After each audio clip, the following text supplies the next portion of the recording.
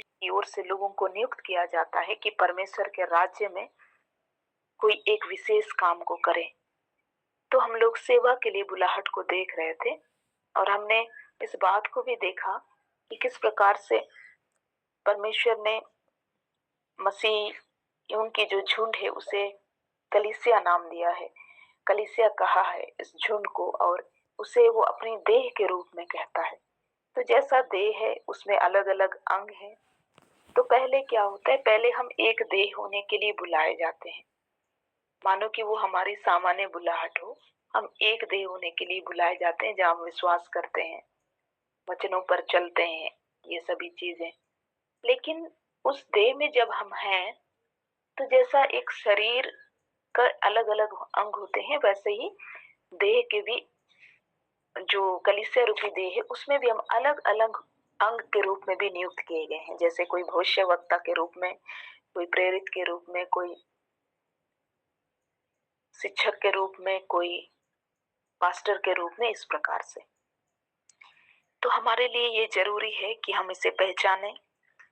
और हम देख रहे थे कि परमेश्वर कुछ तरीके हैं जिनके माध्यम से हमें बताता है कि हमारी विशेष बुलाहट क्या होगी।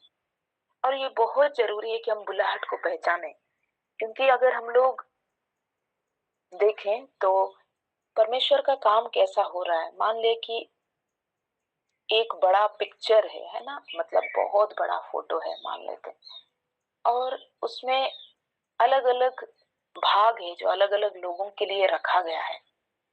और वो पूरा जो पिक्चर है वो कब कंप्लीट होगा, मतलब जैसा, या इसको हम लोग ऐसा भी कह सकते हैं जैसे वो पजल वाला होता है ना, जैसे पजल होता है तो उसमें अलग अलग टुकड़े होते हैं।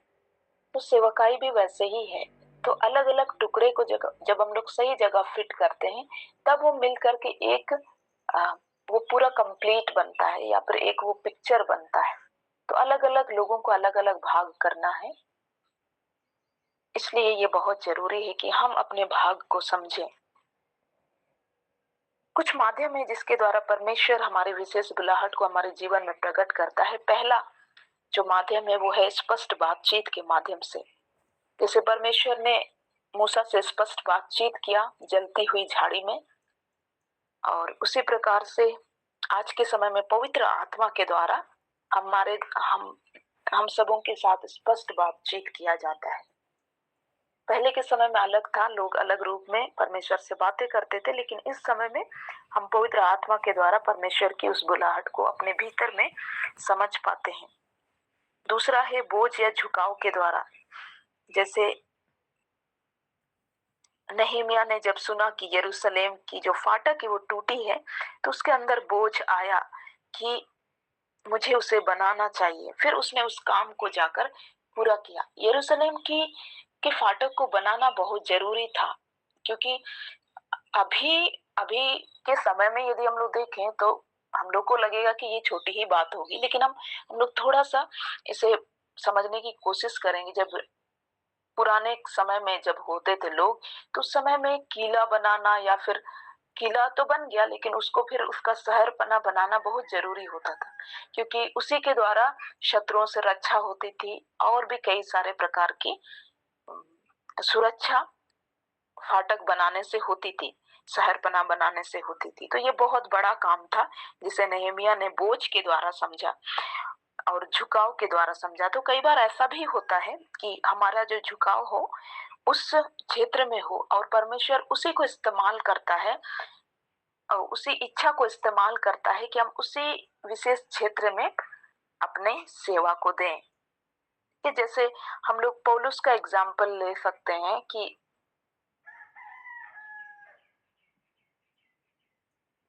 पौलुस जो है जब परमेश्वर को नहीं जान रहा था, अपनी सेवकाई को नहीं जानता था, उसी समय से उसके साथ क्या हुआ, वो जो है व्यवस्था की बातों को सीखने लगा। ठीक है, और बाद में ऐसा हुआ कि जो बातें उसने सीखी थी उसे परमेश्वर ने इस्तेमाल किया, और बाद में उसे उसी दिशा में उसके लिए सेवा तैयार की गई, और बाद में उसने कई भेदों को प्रकट किया। अगर हम लोग देखेंगे तो पौलुस ने जितने भेदों को प्रकट किया उतना किसी ने नहीं किया। जो नए विशेष रूप से नए नियम की बातें हैं। तो इस प्रकार से हम लोग देखते हैं कि परमेश्वर हमारे भीतर में पहले से ही सक्रिय रहता है, उन इच्छाओं को डालता है जो हमारे जीवन में बोझ के रूप में, झुकाव के रूप में प्रकट होती है। तीसरा हम लोग देख रहे थे जिम्मेदारी के द्वारा। कई बार जिम्मेदारी के रूप में भी हमें सेवकाई मिल सकती है, जैसे मरियम को मिला, यीशु मसीह को पालना पोसना उसकी जिम्मेदारी थी और उसने उसे पूरा किया और उसने एक सेवकाई को पूरा किया। अगर मरियम उस जिम्मेदारी को नहीं करती तो यीशु मसीह कभी भी हमारे बीच में अपनी योजना को, परमेश्वर की उस योजना को नहीं पूरी कर पाते, या पूरी भी कर पाते तो उसे हो सकता है वो बातें पूरी नहीं होती। जैसे बहुत सारे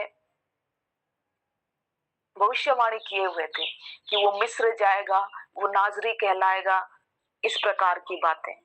ठीक है, तो अभी के समय में भी मैं आपको बताना चाहती हूँ, बहुत सारे ऑब्जेक्शन होते हैं जो इस बात के लिए होते हैं कि यीशु मसीह मसीह नहीं है, इस बात के लिए।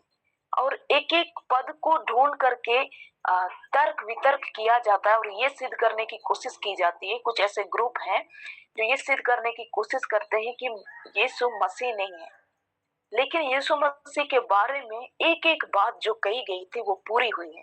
और इसलिए बहुत जरूरी था कि यूसुफ और मरियम जो उसके माता पिता थे वे एक एक चीज को करें ना। उनका मिस्र चले जाना, फिर वहां से लौट करके आना, और फिर उसका एक एक जगह पर जहां पर भी वो जा रहे थे वहां एक वचन पूरा हो रहा था। हम इस बात को देखते हैं। तो इस प्रकार का सवाल ना उठाया जाए उसके लिए एक एक बातों को होना जरूरी था, और इसे यूसुफ और मरियम ने बहुत ही अच्छे तरीके से किया। और कई बार जो पद होते, जहां हम, जो हमारा वर्क प्लेस है वहां पर हमें कोई पद मिलता है, या फिर हम कलीसिया में रहते हुए कुछ कामों को करते हैं, चेयर उठाने का काम, या फिर क्लीनिंग करने का काम, और वचन पढ़ने का काम, प्रार्थना योद्धा का काम, तो वो भी, उसके द्वारा भी हम अपनी सेवकाई को पूरी करते हैं। नेक्स्ट हम लोग देखेंगे चौथी बात जिसके द्वारा परमेश्वर लोगों को प्रकट करता है, कि उसकी बुलाहट को प्रकट करता है लोगों के जीवन में, वो है आवश्यकता के द्वारा। ठीक है, आवश्यकता के द्वारा कई बार हम लोग देखेंगे कि कुछ जगहों पर कुछ आवश्यकताएं खड़ी हो जाती है, आवश्यकताएं वहां पर महसूस होती है। और वैसे समय में क्या होता है कि कुछ लोग जो है उन आवश्यकताओं को देख करके आगे बढ़ते हैं। तो उस आवश्यकता को देखकर जब लोग आगे बढ़ते हैं, उसके द्वारा भी सेवकाइयां लोगों को मिलती है, या लोगों के द्वारा सेवकाइयां पूरी होती है। हम लोग इसे देखेंगे स्थिर की पुस्तक 4 अध्याय उसका 13 पद में।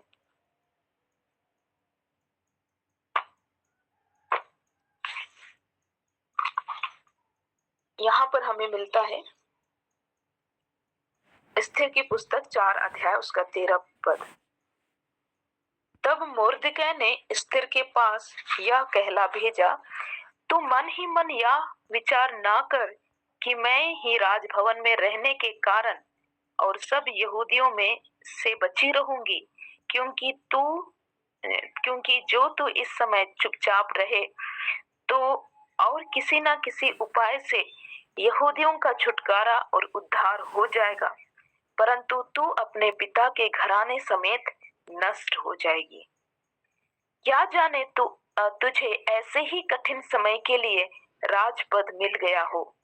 ठीक है, एस्थेर और मुर्दकै के विषय में हम लोग जानते हैं, और मैं ज्यादा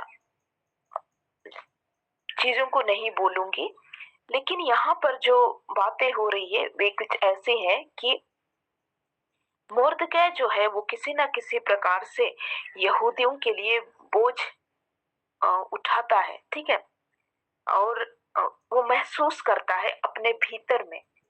और हम लोग जानते हैं कि जो एस्थेर उसकी भतीजी है, मुर्दकै उसका चाचा है, तो एस्थेर जो है उसे ऐसा होता है उसके साथ संयोग कि वो राजा के भवन में पहुंचते उसकी रानी के रूप में।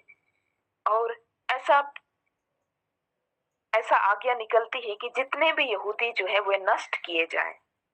ठीक है। और उस समय में क्या हुआ कि मोर्दकै अपने भीतर बोझ तो महसूस करता है, लेकिन उसके पास वो माध्यम नहीं है, उसके पास वो एक्सेस नहीं है कि वो डायरेक्ट वहां पर काम कर सके। लेकिन मुर्दकै ने एस्तेर का पालन पोषण किया है, और अभी एस्तेर ऐसी जगह पर है जहां पर वो रानी है, और इसलिए रानी होने के कारण वो कुछ बातों को कर सकती है, कुछ चीजें उसके कंट्रोल में है। तो यहाँ पर वही बातें हो रही है। और तब इससे आगे के पद में हम लोग यदि देखेंगे, जहाँ चौथा अध्याय जहां से शुरू होता है, जब मुर्दकै को पता चलता है कि इस प्रकार की घटनाएं हुई है और राजाज्ञा निकली है कि जितने भी यहूदी हैं जो सुसन में रहते हैं उन्हें नाश किया जाए, और अन्य जगह पर भी जो है पूरे दुनिया में जितने भी यहूदी उस समय फैल गए थे या इधर उधर थे, सभी को नाश करने की आज्ञा निकाली गई थी। और जब मुर्दकै ने चौथे अध्याय का 1 में हम लोग देखेंगे, जब मुर्दकै ने जान लिया कि क्या क्या किया है, क्या क्या किया गया है, तब मुर्दकै वस्त्र फाड़, टाट पहनकर, राख डालकर नगर के मध्य जाकर ऊंचे और दुख भरे शब्द से चिल्लाने लगा। और वह राजभवन के फाटक के सामने पहुंचा, परंतु ठाट पहने हुए राजभवन के फाटक के भीतर तो किसी के थी। हाँ, एक एक प्रांत में जहाँ जहाँ राजा की आज्ञा और नियम पहुंचा, वहां वहां यहूदी बड़ा विलाप करने और उपवास करने और रोने पीटने लगे, वरन बहुतेरे टाट पहने राख डाले हुए पड़े रहे। तो ये सारी मुर्दकै कर रहा है क्योंकि वो यरूशलेम के विषय में बोझ महसूस करता है, लेकिन राजभवन के फाटक के भीतर किसी को जाने की आज्ञा नहीं।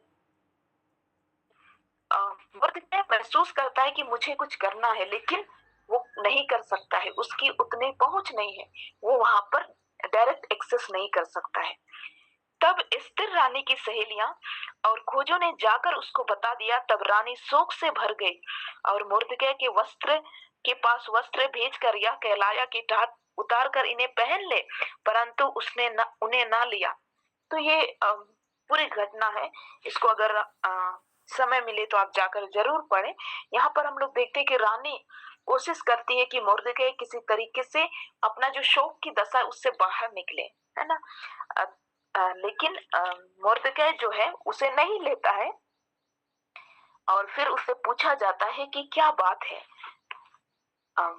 तब मुर्दकै 7वें पद में हमें मिलेगा, मुर्दकै ने उन सबको सब कुछ बता दिया कि मेरे ऊपर क्या बीता है, और हामान ने यहूदियों का नाश करने की अनुमति पाने के लिए राज भंडार में कितने चांदी भर देने का वचन दिया है, यह भी ठीक ठीक बतला दिया। तो वो सारी चीजें वो उसे बता देता है। और तब एस्तेर भी अपनी ओर से कुछ बातों को उसके पास मैसेज के रूप में भेजती है कि 11 पद में हमें मिलेगा, राजा के सब कर्मचारियों वरन राजा के प्रांतों के सब लोगों को भी मालूम है कि क्या पुरुष क्या स्त्री कोई क्यों ना हो जो आज्ञा बिना पाए भीतरी आंगन में राजा के पास जाएगा, उसे मार डालने ही की आज्ञा है। केवल जिसकी ओर राजा सोने का राजधन बढ़ाए वही बचता है, परंतु मैं अब 30 दिन से राजा के पास नहीं बुलाई गई हूँ। तो ऐसा था उस राज्य में कि राजा के पास रानियों को समय समय पर बुलाया जाता था, और जब राजा के पास लोग जाते थे तो राजा जिसे देख राजदंड बढ़ाएगा उसे ही मारने की आज्ञा नहीं थी। अगर कोई आया और राजा ने राजदंड नहीं बढ़ाया तो उसे मार डाला जाएगा। तो एस्तेर के साथ भी जो स्थिति है वो उतनी आसान नहीं है। ठीक है, तो उसी बातों को बता रही है। तब मुर्दकै के पास जब ये बातें पहुंचती हैं, तब वो इस बात को कहता है जो हम लोग 13 में देख रहे थे। मुर्दकै ने एस्तेर के पास यह कहला भेजा, तुम ऐसा मत सोचना कि तू मन ही मन ये विचार मत करना कि राजघराने की, क्योंकि सभी यहूदी जो है कुछ लोग अलग जगह पर भी रहते हैं, और यहाँ पर जो राज्य की बात हो रही है सुसन में, सुसनगढ़, वहां पर भी मुर्दकै और एस्तेर रहते हैं और कुछ यहूदी रहते हैं। तो सभी जगह के यहूदियों को मारने की आज्ञा निकली थी। तो मुर्दकै उसको एक तरह से हम बोलेंगे कि उसको कैसे बोले, उसको एक जिम्मेदारी का एहसास भी कराता है और आवश्यकता भी बताता है कि ऐसा मत सोचना कि तुम राजघराने में हो तो बच जाएगी, और अम, क्योंकि तू जो इस समय चुपचाप रहे तो किसी ना किसी उपाय से यहूदियों का छुटकारा और उद्धार हो जाएगा। अगर तुम चुपचाप रहोगी तो परमेश्वर इतना सामर्थ्य है कि यहूदियों का छुटकारा और उद्धार कर ही लेगा। लेकिन तू अपने पिता और घराने समेत नष्ट, क्या जाने तुझे ऐसे ही कठिन समय के लिए राजपद मिल गया हो। लेकिन वो इस बात को बताता है कि लेकिन अगर तुम कुछ कर सकती हो तो तुम्हें जरूर करना चाहिए। क्या पता परमेश्वर ने तुम्हें ऐसे ही समय के लिए इस राजपद को दिया है। इस प्रकार से उसे मुर्दकै जो है उसे बताता है, और फिर उसको पास एक आइडिया भी देता है। अच्छा, उसके बाद एस्थेर को भी इस बात का एहसास होता है कि यहाँ पर क्या आवश्यकता है। उस बात को समझ जाती है जब उसे मुर्दकै उस बातों को बताता है कि परमेश्वर तो अपना काम कर लेगा। तो मैं यहाँ पर इस बात को भी बताना चाहती हूँ, परमेश्वर जो है किसी ना किसी को इस्तेमाल कर लेगा यदि हम अपनी सेवा से पीछे हटते हैं। लेकिन परमेश्वर यदि हमें अपनी योजना में शामिल करता है तो ये हमारे लिए खुशी की बात है, हमारे लिए सौभाग्य की बात है। एस्थेर के साथ भी ऐसी ही बात है। यहाँ पर वो चाहे तो उस चीज को नहीं कर सकती थी, वो अपनी जो सेवकाई थी उससे पीछे हट सकती थी। लेकिन परमेश्वर यदि उसे अपनी योजना में शामिल कर रहा है तो ये हमारे लिए ही खुशी की बात है। तो हमारे साथ भी कई बार ऐसा हो सकता है कि कुछ ऑप्शन वहां पर रहे, लेकिन यदि परमेश्वर हमारे सामने उस सेवा को लेकर के आता है तो हमें उसे जरूर करना चाहिए। जैसे एस्थेर ने वहां पर मुर्दकै की बातों को समझा, और तब वो ये बात को कहती है कि 3 दिन और रात तक मेरे निमित्त उपवास करो, और फिर ऐसा ही होता है कि मेरे मेरे लिए उपवास करो तब मैं राजा के पास जाऊंगी। तो एस्थेर का भी राजा के पास जाना आसान नहीं था, लेकिन उसने रिस्क लिया, उसने लोगों को उपवास करवाया, और फिर तब वो जा करके राजा के पास वो जाती है।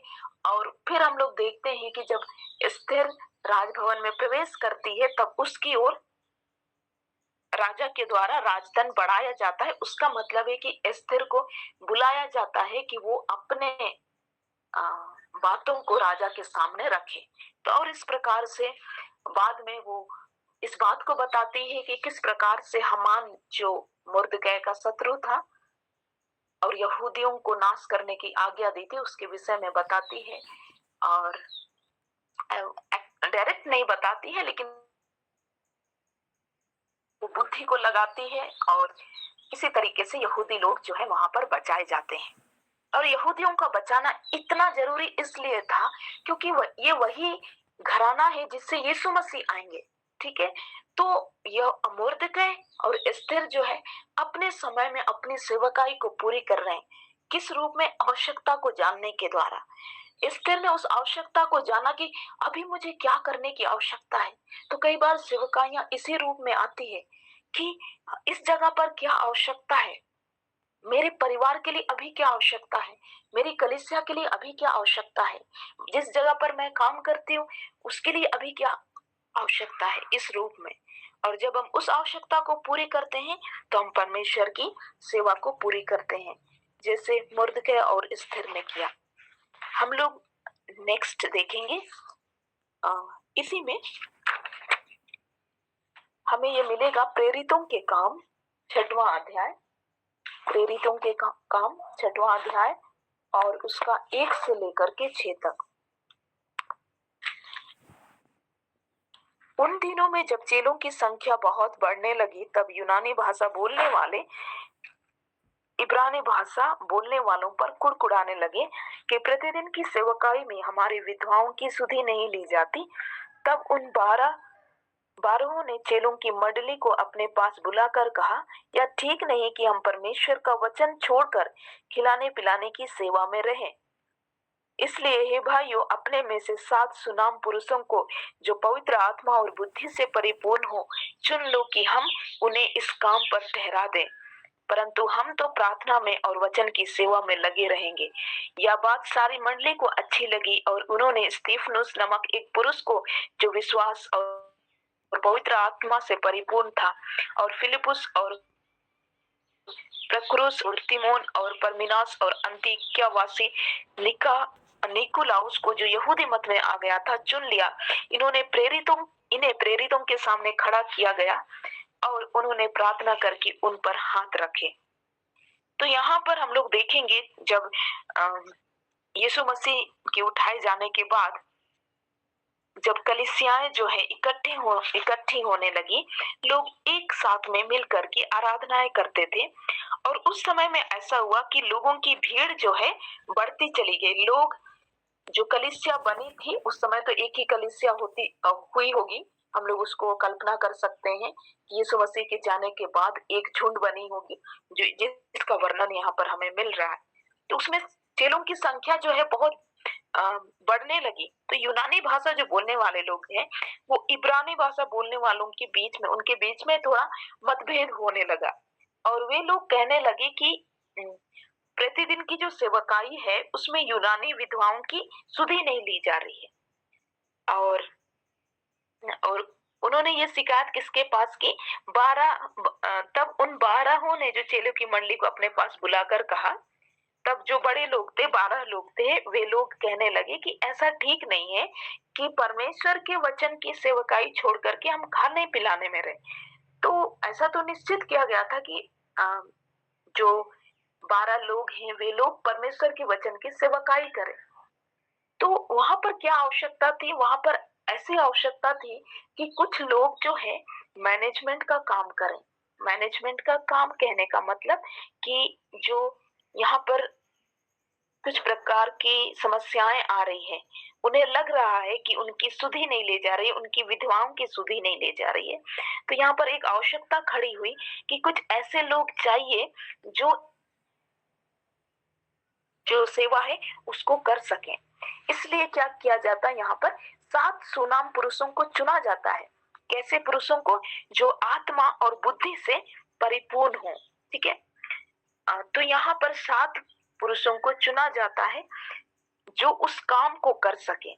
और जब ताकि जो जिनका काम प्रार्थना करना है, जिनका काम वचन सुनाना है, वे इस काम में उसी काम में लगे रहें और बाकी सारे लोग जो हैं वो खाना बनाने या फिर उसको मैनेज करने, खाना को बांटने, इन सभी कामों को करें। और फिर सारी मंडली को ये बात अच्छी लगती है। और यहाँ पर देखिए स्तीफनुस नामक एक पुरुष, हाँ है ना, स्तीफनुस और फिलिपुस, प्रक्रुस, निकानोर, तिमोन, परमिनास और निकुलाउस, ऐसा करते 7 पुरुषों को चुना गया। और इनको क्यों चुना जा रहा है? इनको चुनने का कारण क्या है? इनको चुनने का कारण ये है कि उस जगह पर किसी प्रकार की आवश्यकता महसूस हुई है कि कुछ लोग जो हैं वे खाने पीने से संबंधित कामों को करें, खाना बनाने और फिर उसे किस प्रकार से बांटना है, ये सारे कामों को करें। और फिर हम लोग देखते हैं कि जितने प्रेरित थे वे उनके लिए प्रार्थनाएं करते हैं और वे उस सेवा के लिए नियुक्त किए जाते हैं। तो कई बार इसी प्रकार से आवश्यकता पड़ सकती है। हम जिस जगह पर हैं,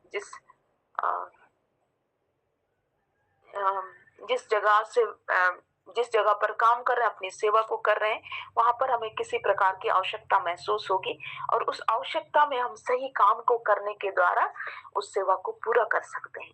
जैसे हम लोग इस ऑनलाइन मीटिंग को भी करते हैं, तो यहाँ पर भी आवश्यकता पड़ती है कि वचन सुनाने वाला, उसके अलावा उसको होस्ट करने के लिए भी किसी की आवश्यकता पड़ती है। वहां पर किसी को आराधना करने की भी आवश्यकता पड़ती है। तो इसके द्वारा क्या होती है, परमेश्वर की जो योजना है दिन भर के लिए या एक फेलोशिप के लिए वो पूरी हो जाती है। जैसे ममता सिस्टर अपनी उस भूमिका को करती है, अब सभी लोग समय समय पर वर्शिप के द्वारा उस भूमिका को करते हैं और ये जो फेलोशिप है वो पूरा होता है। तो इस प्रकार कई बार आवश्यकता के रूप में सेवा जो है प्रकट होती है, और जब हम वहां पर स्टेप लेते हैं तो उसके द्वारा परमेश्वर की इच्छा पूरी होती है। नेक्स्ट हम लोग देखेंगे, ये है हमें पांचवा पॉइंट, उचित कार्य करने के द्वारा। उचित कार्य करने के द्वारा कई बार क्या होता है कि कुछ उचित काम करने की आवश्यकता होती है। ठीक है, इसको हम लोग समझेंगे। जैसे यूसुफ के विषय में हम लोग जानते हैं। यूसुफ जो है वो मिस्र देश में बेच दिया जाता है, और वहां पर वो, उसके साथ ऐसा होता है कि परमेश्वर के अनुग्रह से वो एक बड़े पद में पहुंच जाता है। और जो उसके भाई लोग थे, उसके भाई लोग, एक समय ऐसा होता है कि वहां पर उसके भाई लोग जिस देश में रहते थे, उसके पिताजी जिस देश में रहते थे, वहां पर अकाल पड़ता है, और तब वे लोग यूसुफ के पास पहुंचते हैं। और जब वे यूसुफ के पास पहुंचते हैं तो यूसुफ उन्हें पहचान जाता है। हालांकि वे लोग उसे नहीं पहचानते हैं, लेकिन यूसुफ उन्हें पहचान लेता है, और फिर उन्हें किसी प्रकार से उनके लिए वो प्रबंध करता है, और उन्हें जितना भी चीजें चाहिए थी खाने पीने के लिए, उन चीजों को वो देता है।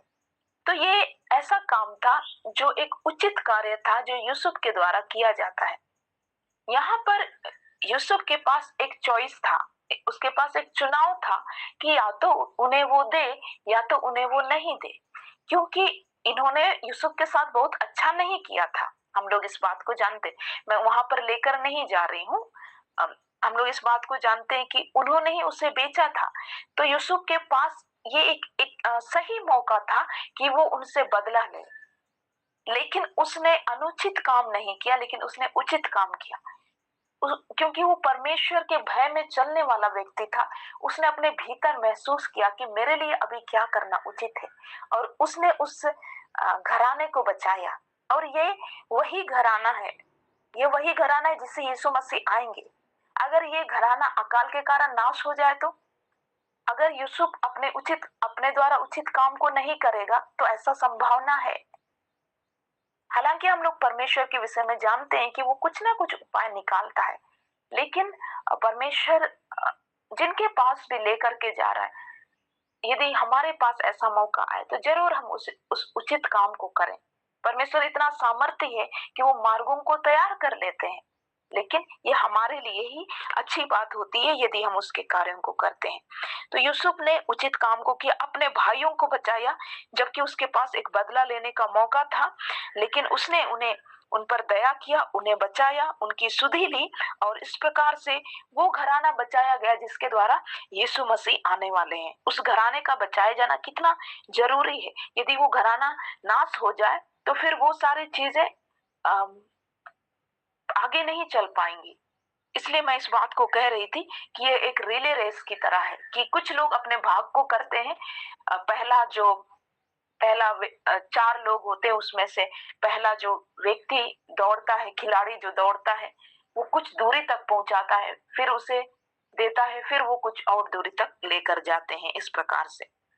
फिर हम लोग एक और एग्जाम्पल देख लेंगे, इसमें एक और रेफरेंस देख लेते हैं, रूथ की पुस्तक, उसका 3 अध्याय 1 पद।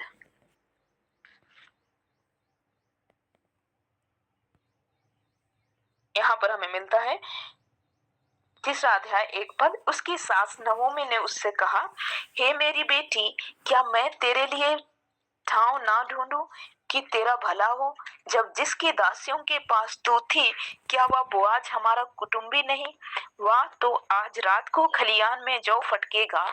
तू स्नान कर तेल लगा और अच्छे वस्त्र पहनकर खलियान को जा, परंतु जब तक वह पुरुष खा पी ना चुके तब तक अपने को उस पर प्रकट ना करना, और जब वह लेट जाए तब तू उसके लेटने के स्थान को देख लेना, फिर भीतर जाकर उसके पांव उघाड़ के लेट जाना, तब वही तुझे बताएगा कि तुझे क्या करना चाहिए।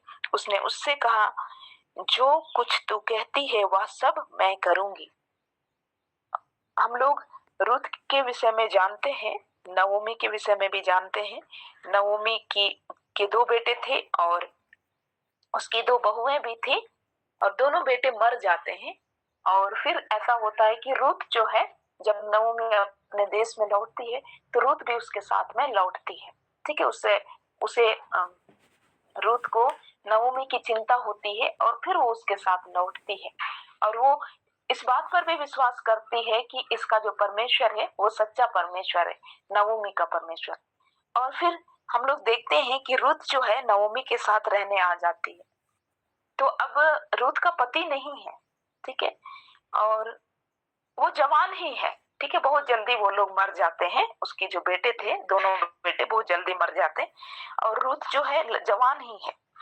तो जब रूथ अपनी ओर से परमेश्वर के प्रति भरोसा को दिखाती है और रूथ जो है नवोमी के प्रति विश्वास योग्यता दिखाती है कि हाँ वो मेरी सासू माँ है, उसे मैं कैसे अकेले छोड़ सकती हूँ, इस प्रकार के कुछ भावना रही होगी, तभी वो उसके साथ में लौटती है। तब नवोमी को ये खुद ही एहसास होता है कि ये तो अभी जवान ही है, तो क्या मैं इसके लिए नहीं सोच सकती हूँ। और उन्हीं बातों को वो सोचती है, हे मेरी बेटी, हे मेरी बेटी, क्या मैं तेरे लिए ठाव ना ढूंढूं कि तेरा भला हो। वो ये सोचती है कि क्या मैं इसके लिए उपाय ना करो कि इसका कोई पति हो। अब जिसकी दासियों के पास तू थी, क्या वह बोआज हमारा कुटुंबी नहीं। तो उसको इस बात का यहाँ पर कुछ घटनाएं होती है जहाँ पर हम लोग देखते हैं कि वो बोआज के खलिहान में पहुंच जाती है और वहां पर कुछ कुछ कामों को करती है। और फिर ये देखते हैं कि बोआज जो है उसे कुछ खाने के लिए दे देता है एक्स्ट्रा से। तब वो उसको भी इस बात का एहसास होता है कि बोआज तो मेरा कुटुंबी ही है। और वहां पर जो इजराइल में जो रीति विधि चलती थी उसके अनुसार ऐसा मैं उपाय कर सकती हूँ कि किसी प्रकार से ये बोआज की पत्नी बन जाए। तो इसके लिए वो क्या करती है, उसे कुछ उपाय बताती है कि तुम ऐसा ऐसा करना कि आज रात को जब वो अपना काम कर चुके तब तुम जाकर उसके पास लेट जाना, इस प्रकार की बात। तो फिर वो बोलती है कि इस प्रकार से बोआज खुद ही समझ जाएगा कि क्या करना है। ठीक है, तो ये एक प्रकार से ऐसी बात है, ये इजराइल की जो रीति है उसके अनुसार ये एक प्रपोजल देने जैसी वाली बात हो गई रूथ के द्वारा बोआज के पास। तो वो वहां पर जाती है और उस काम को करती है। और फिर बाद में हम लोग देखते हैं कि बोआज जो है उसके लिए उपाय करता है कि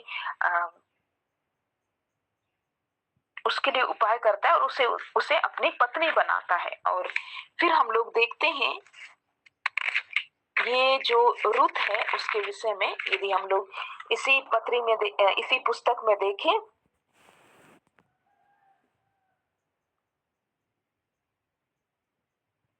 हाँ, यहाँ पर चौथे अध्याय का 17 पद में, और उसकी पड़ोसिनों ने यह कहकर नवोमी के एक बेटा उत्पन्न हुआ, लड़के का नाम ओबेद रखा।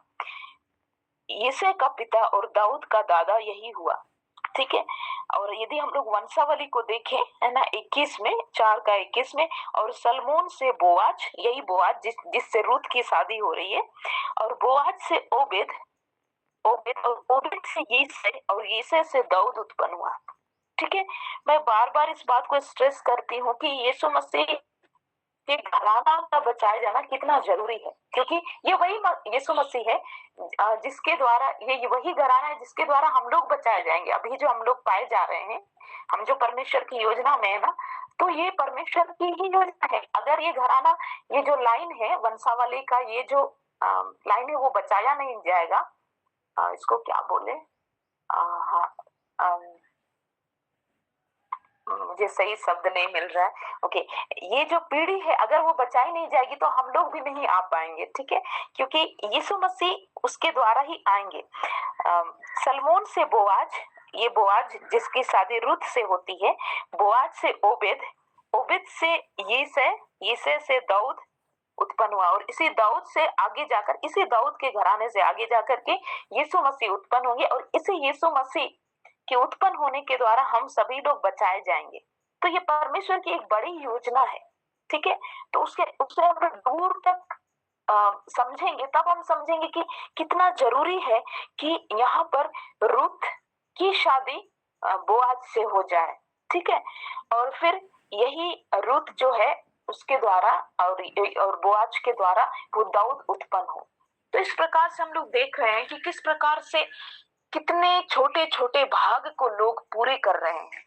ठीक है, थोड़ा सा कॉम्प्लिकेटेड लग रहा होगा, मैं उम्मीद कर रही हूँ कि आप लोग समझ रहे हैं। ठीक है, तो इस प्रकार हम लोग देखते हैं कि परमेश्वर की एक बड़ी योजना रहती है, और जब लोग अपने अपने भाग को करते हैं, यहाँ पर उचित काम किसके द्वारा किया जा रहा है? नवोमी के द्वारा किया जा रहा है। क्या आप कभी सोच सकते हैं कि नवोमी ने भी परमेश्वर की सेवा को किया? ऐसा लगता है कि जैसे रुत ही सब चीज है उस जगह पर, है ना? लेकिन उस योजना को पूरी करने वाली कौन है? उस योजना को नवोमी के द्वारा पूरा किया जा रहा है। कब किया जा रहा है? जब उसने उचित काम को किया।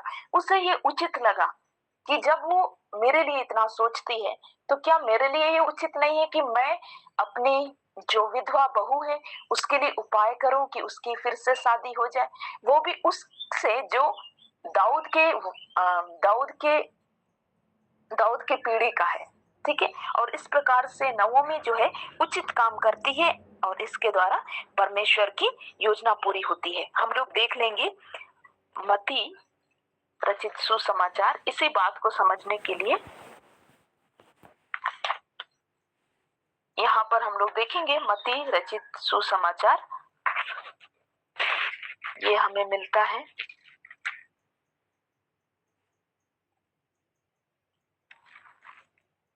27 उसका 57 में।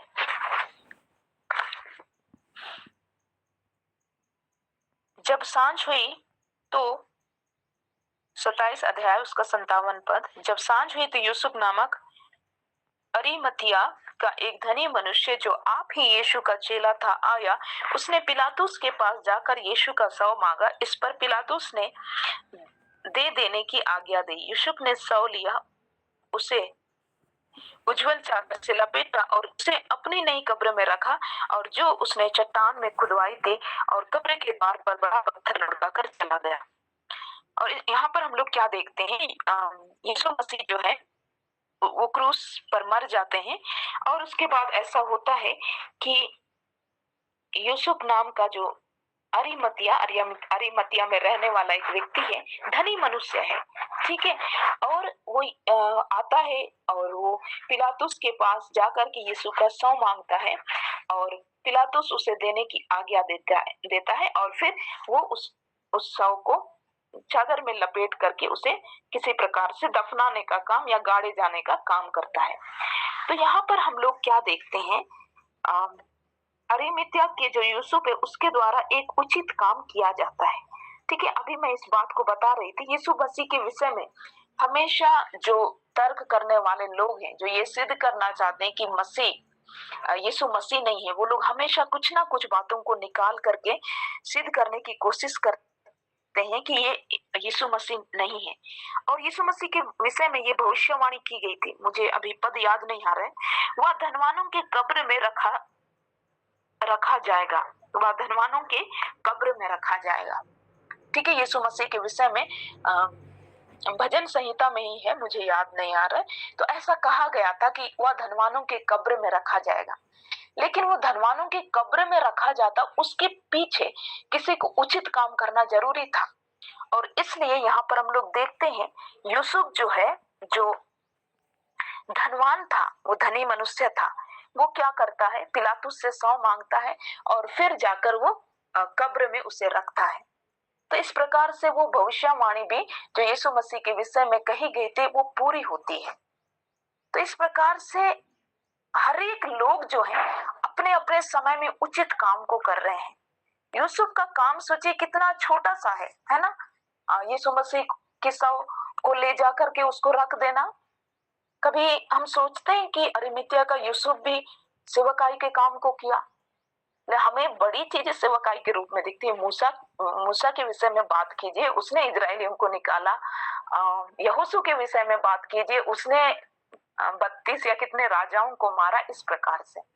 लेकिन ये जो छोटी छोटी चीजें हैं ना, वो भी सेवकाई में है। अरिमतिया का यूसुफ, उसका काम, उसकी बुलाहट यही थी कि एक उचित समय में आए और वो पिलातुस से शव मांगे और उस काम को करे, ताकि तो मसीह के विषय में जो वचन कहा गया था कि वो धनवानों के कब्र में रखा जाएगा, वो पूरा हो, ताकि बाद के समय में, इस समय में लोग आकर ये ना कहने लगे कि देखो यीशु मसीह के विषय में ये वचन पूरा नहीं हुआ, इसलिए वो मसीह नहीं है। तो इस प्रकार हम लोग देखते हैं कि सेवकाइयां हमारे पास अलग अलग रूप में आ सकती है। कभी कुछ ऐसा हो सकता है कि हमें कोई कार्य करना हो, उचित कार्य को हम करेंगे और इस प्रकार हम परमेश्वर की योजना को पूरी करेंगे। नेक्स्ट हम लोग देखेंगे नहमीया 2:17। ये 6वां नंबर है और ये है किसी व्यक्ति की योजना बताने के द्वारा, ठीक है, किसी व्यक्ति के द्वारा योजना बताने पर सेवकाइयां जो है प्रकट होती है। हम लोग इसको देखेंगे नहमीया 2:17।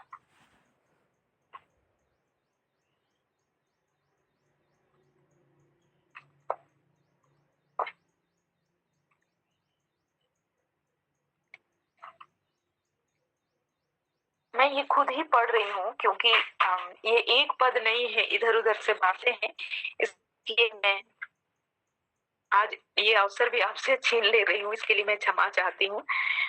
हाँ, यहाँ पर हमें मिलता है 2:17 में, तब मैंने उनसे कहा, तुम आप देखती हो कि हम कैसी दुर्दशा में हैं, कि यरूशलेम उजाड़ पड़ा है और उसके फाटक जले हुए हैं। आओ हम यरूशलेम की शहरपनाह को बनाएं कि भविष्य में हमारी नाम धराई ना रहे। फिर मैंने उनको बतलाया कि मेरे परमेश्वर की कृपा दृष्टि मुझ पर कैसी हुई और राजा ने मुझसे क्या क्या बातें कही थी। तब उन्होंने कहा, आओ हम मिलकर कमर बांध कर बनाने लगे, और उन्होंने इस भले काम को करने के लिए हियाव बांध लिया। ठीक है, नहमीया के विषय में हम लोग पहले भी देख चुके हैं कि वो राजा से परमिशन लेता है और उसे किसी प्रकार से परमिशन मिल जाता है, और फिर जब वो आता है ना, तो ये पूरा वर्णन हमें दूसरे अध्याय में मिलता है। जब आता है वो क्या क्या करता है उन सभी चीजों का, और वहां इस जगह पर वो लिखता भी है कि किस प्रकार से मेरा मुंह उतरा हुआ था, मेरे मन में उदासी थी, और फिर राजा ने मुझसे पूछा, फिर राजा से मैंने प्रार्थना की और मुझे परमिशन मिल गया, है ना। इस प्रकार की बातें हमें मिलती है। और फिर वो बताता है कि जब वो यरूशलेम पहुंचा, 2:11 में, जब मैं यरूशलेम पहुंचा तब 3 दिन तक रहा। तब वो क्या करता है, 3 दिन तक वहां रहता है, और मैं थोड़े से पुरुषों को लेकर रात को उठा। इसे आप लोग पढ़ सकते हैं अपने व्यक्तिगत अध्ययन में।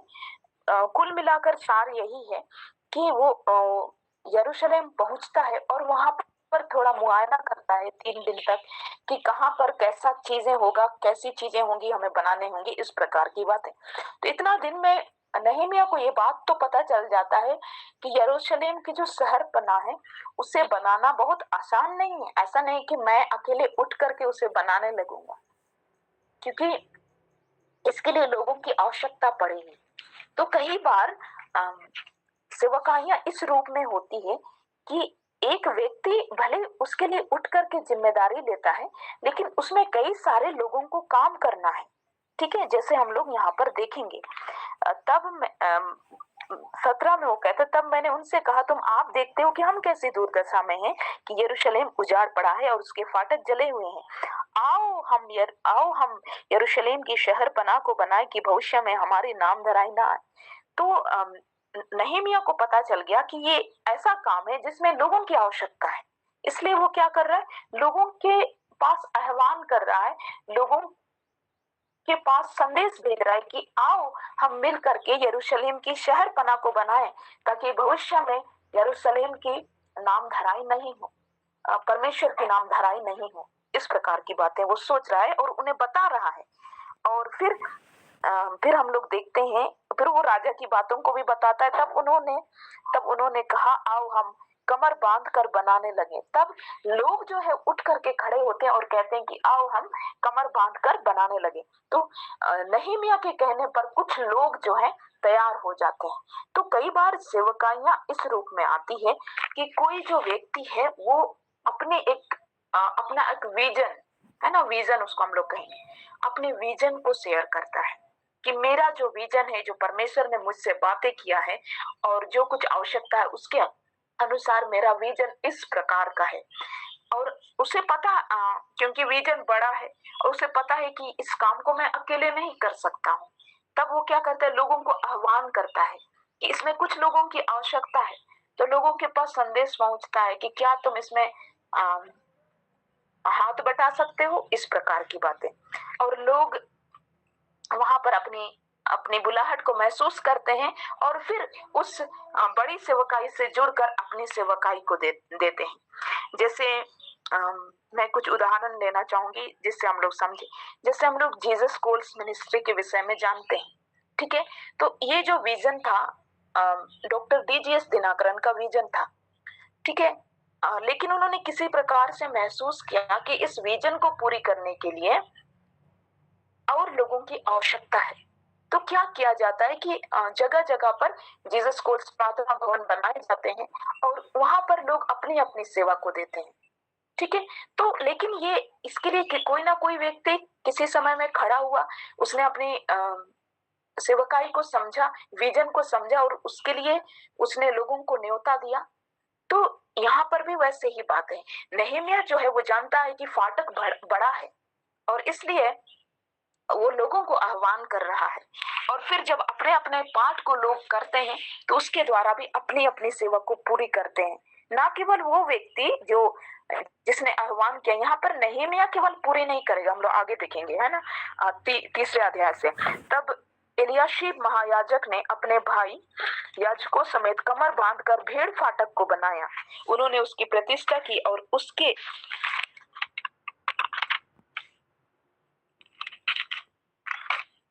पल्लों को भी लगाया और हमुआ नामक गुम्मट तक रहने वाले हननेल के गुम्मट के पास तक उन्होंने शहरपनाह की प्रतिष्ठा की। तो कौन लोग हैं? कुछ लोग हैं। एलियाशीब महायाजक ने अपने भाई याजकों समेत कमर बांधकर भेड़ फाटक को बनाया। तो यरूशलेम का जो फाटक है उसको यदि हम लोग देखें तो अलग अलग नाम से अलग अलग जगह में उसको बुलाया जाता है। पूरे फाटक को, पूरा जो बाउंड्री है उसको, कुछ जगह भेड़ फाटक, कुछ जगह मछली फाटक, कुछ जगह घोड़ा फाटक, इस प्रकार का, ठीक है। तो यहाँ पर एक याजक उठ रहा है अपने भाइयों के साथ और अपने जगह को बना रहा है। फिर तीसरे पद में हम लोग देखेंगे, फिर मछली फाटक को हसना के बेटों ने बनाया।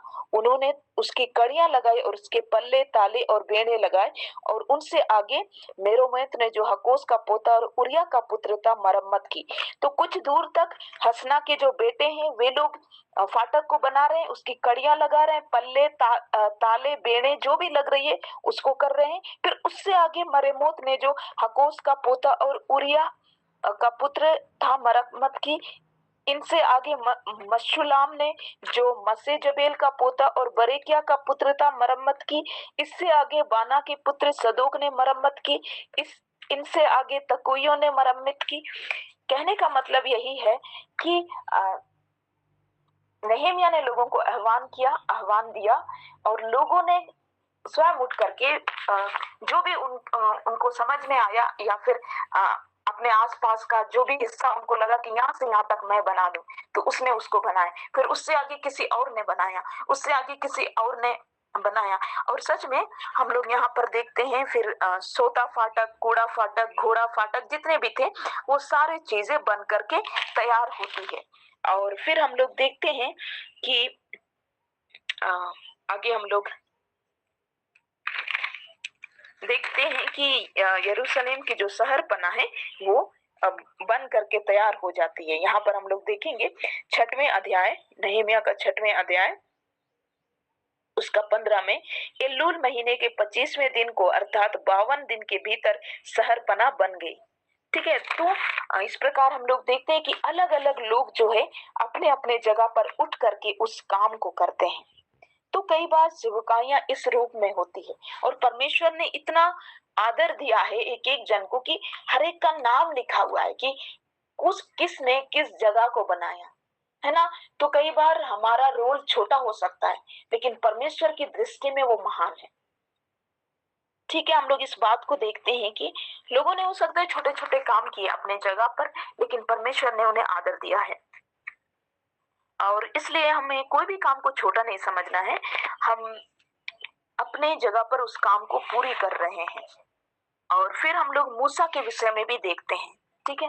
तो इस प्रकार हम लोग देखते हैं पूरी शहरपनाह जो है वो बन करके तैयार होती है। इसके लिए एक व्यक्ति खड़ा हुआ, नहमिया, उसने अपने दर्शन को बताया कि मैं अपने अंदर ऐसा बोझ महसूस करता हूँ कि ये बनना चाहिए, क्योंकि इससे हमारी नाम धराई होगी और परमेश्वर की नाम धराई होगी। हम लोग इसे बनाएंगे। कुछ लोग आकर के साथ देते हैं, जैसे जीसस कॉल्स मिनिस्ट्री है, या फिर हम लोग देखते हैं जो कलीसिया है, कलीसियाएं भी इसी रूप में काम करती। किसी का विजन है कि यहाँ पर एक कलीसिया हो, फिर उसमें पास्टर, जो पास्टर होते हैं वो ये बताते हैं कि ऐसा ऐसा करना है, ऐसा ऐसा विजन है, तो उसमें लोग काम करते हैं। अलग अलग वीकली सर्विसेज होती है, अलग अलग लोग उसमें अगुवाई करते हैं। तो इस प्रकार से एक बड़ा विजन जो है पूरा होता है। तो ये जो सेवकाई है इसे भी हमें समझना बहुत जरूरी है, ठीक है। हमारा रोल चाहे छोटा हो चाहे बड़ा हो, परमेश्वर उसका आदर करेगा, ठीक है। हम लोगों ने इस बात को भी देखा। नेक्स्ट हम लोग देखेंगे भविष्यवाणी के द्वारा, ठीक है। ये अंतिम तरीका है जिसके द्वारा परमेश्वर सेवकाई के लिए लोगों को बुलाता है, और इसे हम लोग देखेंगे। ये जो तरीका है इसको हम लोग इस प्रकार कह सकते हैं कि जो भी तरीका, जो भी हम महसूस कर रहे हैं अपने भीतर में कि हाँ मेरी ये सेवा होगी, परमेश्वर उसे कंफर्म करते हैं, ठीक है, भविष्यवाणी के द्वारा। इसे हम लोग देखेंगे प्रेरितों के काम 9वें अध्याय और उसका 9वें अध्याय और उसका 15 पद से। परंतु प्रभु ने उससे कहा, तू चला जा, क्योंकि वह तो अन्य जातियों और राजाओं और इजरायलियों के लिए के सामने मेरा नाम प्रकट करने के लिए मेरा चुना हुआ पात्र है, और मैं उसे बताऊंगा कि मेरे नाम के लिए उसे कैसा कैसा दुख उठाना पड़ेगा। तब हनन्याह उठकर उस घर में गया और उस पर अपना हाथ रखकर कहा, हे भाई शाऊल, प्रभु अर्थात यीशु जो उस रास्ते में जिससे तू आया तुझे दिखाई दिया था, उसी ने मुझे भेजा है कि तू फिर दृष्टि पाए और पवित्र आत्मा से परिपूर्ण हो जाए। और तुरंत उसकी आंखों से छिलके से गिरे और वह देखने लगा और उठकर बपतिस्मा लिया, फिर भोजन करके बल पाया। तो हम लोग यहाँ पर क्या देखते हैं कि पौलुस जो है सताता था लोगों को, और फिर उसके साथ ऐसा होता है कि 3 दिन तक उसे कुछ दिखाई नहीं देता है, ठीक है। और तब वो एक घर में रह रहा होता है, जो सीधी गली रहती है उस गली में वो रह रहा होता है, और तब उसके पास हनन्याह भेजा जाता है। 12 से ही हम लोग देख लेंगे, 9 का 12। और उसने हनन्याह नामक एक पुरुष को भीतर आते और अपने ऊपर हाथ रखते देखा है ताकि फिर से दृष्टि पाए। तो ऐसा होता है कि वो दर्शन में कुछ बातों को देख पाता है। तब हनन्याह से परमेश्वर बात करते हैं कि हनन्याह ने उत्तर दिया, हे प्रभु, मैंने इस मनुष्य के विषय में बहुतों से सुना है कि इसने यरूशलेम में तेरे पवित्र लोगों के साथ बड़ी बड़ी बुराइयां की है, और यहाँ भी इसको प्रधान याजकों की ओर से अधिकार मिला है कि जो लोग तेरा नाम लेते हैं उन सबको बांध ले। परंतु प्रभु ने उससे कहा, तो वहां पर हनन्याह को एक प्रकार का डर लगता है। परमेश्वर उससे कहते हैं कि जाओ जाकर के पौलुस के ऊपर हाथ रखो और ये कंफर्म करो कि उसे परमेश्वर ने सेवा के लिए चुना है। लेकिन हनन्याह को डर लगता है, वो सोचता है कि ये तो प्रभु के लोगों को सताने वाला व्यक्ति है, मैं कैसे जाऊं, अगर मैं वहां जाऊंगा तो वो मेरी भी हानि करेगा, इस प्रकार की बातें। लेकिन वो इस बात को कहता है कि, और यहाँ भी वो अपनी आशंका को बताता है प्रभु को। तब प्रभु इस बात को कहते हैं, प्रभु ने उससे कहा, तू चला जा, क्योंकि वह अन्य जातियों, राजाओं और इजरायलियों के सामने मेरा नाम प्रकट करने के लिए चुना हुआ पात्र है। तो परमेश्वर की क्या योजना है उसे वो हनन्याह को बता रहे हैं कि अब तक उसने जो किया वो तो हो गया, लेकिन अब से उसे अब ये समय आ गया है कि वो अन्य जातियों, राजाओं और इजरायलियों के सामने मेरे नाम को प्रकट करने के लिए चुना गया है।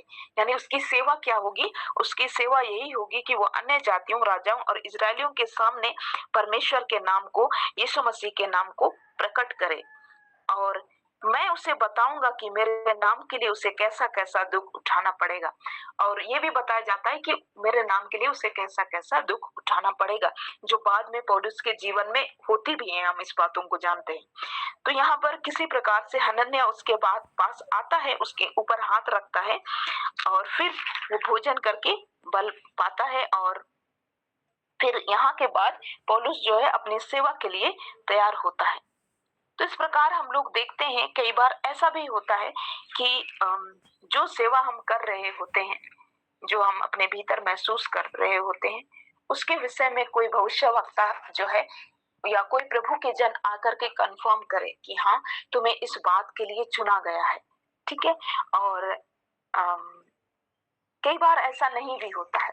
तो क्या अगर हमारे पास कोई आके कंफर्म नहीं किया तो क्या हम अपनी सेवा को पूरी ना करें? इसीलिए इसे सबसे अंत में रखा गया है। तो ऐसा नहीं है कि हर एक सेवकाई के लिए पहले ही हमें बता दिया जाए, पहले ही भविष्यवाणी कर दी जाए कि हाँ, तुम्हारी जो सेवकाई है इस प्रकार से होगी। तो कई बार हम अपने हृदय में बोझ के रूप में महसूस करते, उचित कार्य के रूप में महसूस कर सकते हैं, आवश्यकता के रूप में जो हमने देखा। फिर अंत में नहीं, उसी के बीच में हो सकता है कोई परमेश्वर के जन आकर उसे कंफर्म करें। या फिर कई बार हम लोग देखते हैं कि लोग इस बातों को कहते हैं कि मैंने दर्शन में ऐसा देखा कि तेरी जो सेवकाई है यहाँ यहाँ पर होगी, इस प्रकार की बातें। तो ये चीजें भी होती है कि कोई भविष्यवक्ता आकर उन चीजों को कंफर्म करता है। और बाद में पौलुस ने जब इसका वर्णन किया तब वो इन बातों को बताता है कि किस प्रकार से मैं ऐसी दशा में था, और फिर परमेश्वर के दास ने आकर के उन बातों को कंफर्म किया कि मेरी सेवकाई किस रूप में होगी। मुझे वो मिल नहीं रहा है जहां पर वो फिर से इन बातों को बताता है। मैं देखने की कोशिश कर रहा हूँ। हाँ, यहाँ पर हमें मिलता है 22 का 12 में पौलुस यहाँ पर वर्णन कर रहा है कि उसकी जो सेवा है या वो कैसे बुलाया गया है ना। उसी में वो कहता है, तब हनन्याह नामक व्यवस्था के अनुसार एक भक्त मनुष्य जो वहां रहने वाले सब यहूदियों में सुनाम था, मेरे पास आया और खड़े होकर मुझसे कहा, हे भाई शाऊल, फिर देखने लग। उसी घड़ी मेरे नेत्र खुल गए और मैंने उसे देखा। तब उसने कहा, हमारे बाप दादों के परमेश्वर ने तुझे इसलिए ठहराया है कि तू उसकी इच्छा को जाने और उस धर्मी को देखे और उसके मुंह से बातें सुने, क्योंकि तू उसकी ओर से सब मनुष्यों के सामने उन बातों का गवाह होगा जो तूने देखी और सुनी है। हाँ, अब देर क्या करता है, उठ बपतिस्मा ले और उसका नाम लेकर अपने पापों को धो डाल। तो यहाँ पर हम लोग क्या देखते हैं, हनन्याह के विषय में वो वर्णन कर रहा है कि किस प्रकार से जब वो ऐसी दशा में था जहां वो कुछ नहीं देख पा रहा था, हनन्याह ने आकर उस सेवा को कंफर्म किया कि पौलुस का जो बुलाहट है वो किस बात के लिए है। और तो कई बार हमारे जीवन में भी इस प्रकार से होती है, जब कुछ दास जो है, परमेश्वर के लोग जो हैं, हमारे ऊपर प्रकट करते हैं कि हम किस विशेष सेवा के लिए चुने गए हैं। लेकिन उसका मतलब ये नहीं कि हम इस कंफर्मेशन का इंतजार करें। जो भी हमें उचित लगता है वर्तमान समय में, उसे हमें करते रहना चाहिए, ठीक है। और परमेश्वर उसमें हमारी सहायता करेंगे।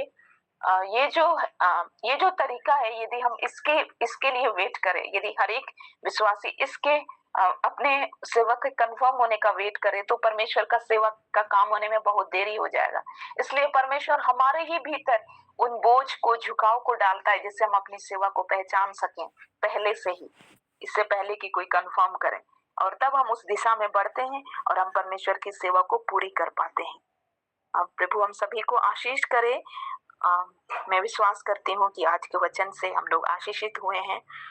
और हम लोग छोटी प्रार्थना करेंगे। प्रभु धन्यवाद, इतने समय तक तूने कई सारी बातों को सीखने के लिए हमें सहायता किया पिता।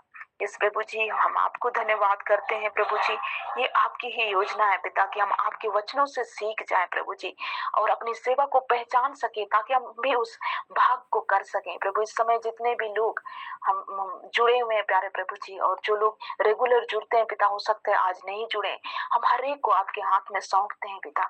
पवित्र आत्मा आप सहायता कीजिए कि हम में से एक एक लोग अपनी सेवा को पहचान पाए प्रभु जी, और पिता आपकी बड़ी महिमा को करने पाए, ताकि वो काम पूरा हो प्रभु जी। हम अपने भाग को अपने समय में, सही समय में पूरी करने पाए। हमें ऐसा अवसर दीजिए प्रभु जी। हम में से हर एक के हृदय में बातें कीजिए, उस बोझ को, उस झुकाव को, उस आवश्यकता को, उस उचित काम को प्रभु जी, उस स्पष्ट बातचीत को पवित्र आत्मा के द्वारा हमारे भीतर प्रकट कीजिए, ताकि हम में से हर एक लोग पवित्र आत्मा की उस बुलाहट को जान जाए प्रभु जी, और आपके राज्य में हम उचित काम कर सकें।